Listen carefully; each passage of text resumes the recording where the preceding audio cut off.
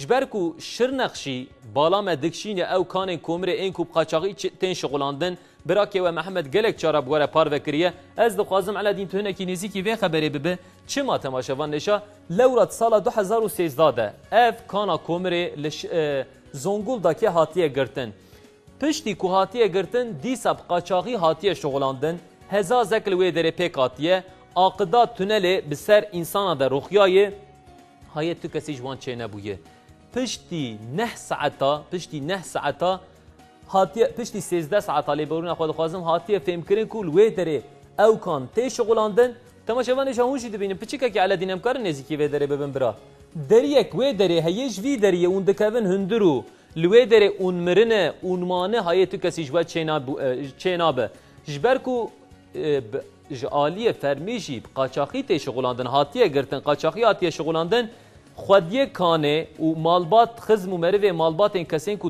هندره کانه دمانه اگر گازی پولیس و آمبولانسا نکرانا های رایدارا پی نکرانا های مجبان انسانا چه نده بو خوده کرکو های رایداران چه بو او خباتکار هاتن خلاص کرن Ev dimen ji Zonguldak'ene.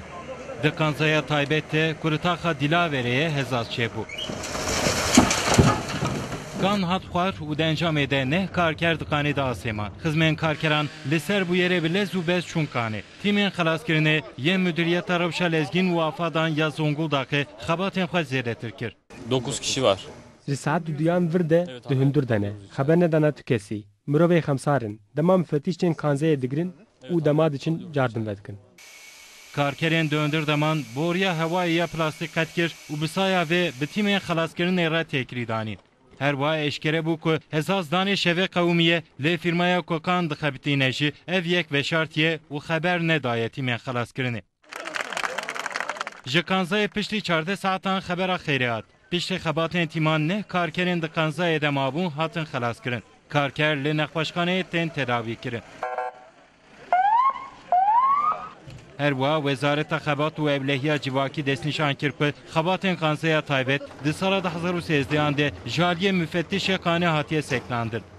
Wezaretê ragihand ku ji ber kemasiyên pergala hewayê alav û amûrên şopandin û pîvana gazê 14,000 lîre cezayê pere daye kargehê.